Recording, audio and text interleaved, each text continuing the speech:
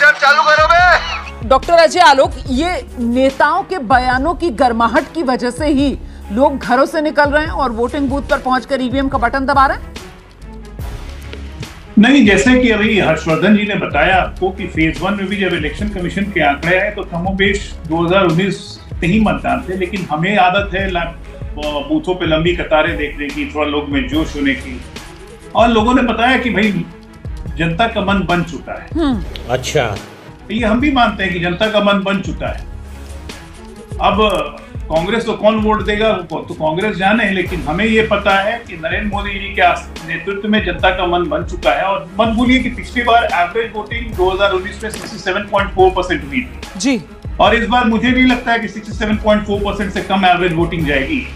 और पिछली बार हम 61 सीट जीते थे, जिसमें केरल में हम 0 थे। तो जैसे मैंने आपको कहा कि किसी भी हालत में हम इस बार 65 से 70 से कम नहीं जीतने जा रहे हैं। और आलोक जी 190 सीट पे हो गए, हम 125 पार।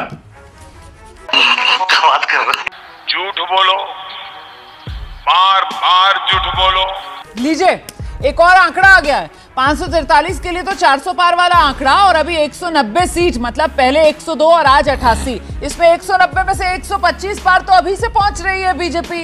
आलोक शर्मा जी,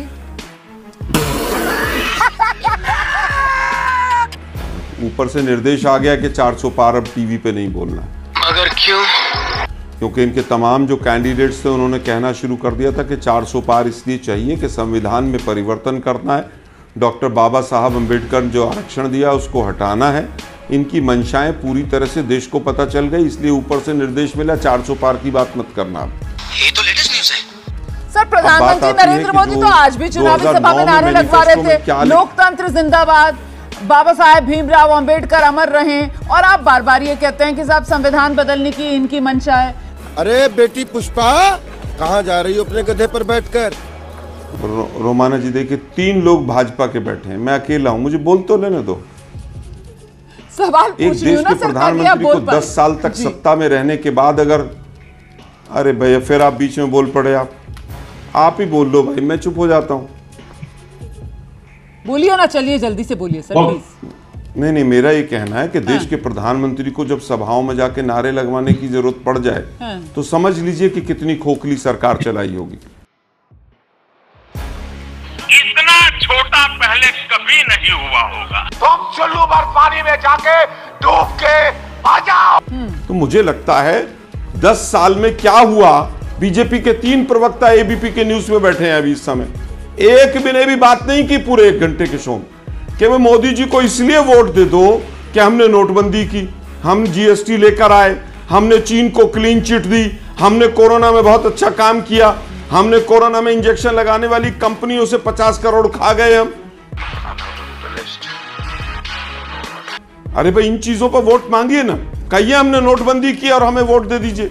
ये खोखली सरकार है। चलिए ठीक, खोखली सरकार जवाब ले लूं? जब आती है तो वो इसी तरह से जब हिंदू मुसलमान कर ही जाती है। ठीक है, शर्म करो, शर्म। तो अब बार बार वो कह रहे हैं कि साहब नेशनल एवरेज से ज्यादा होगी, नेशनल एवरेज से।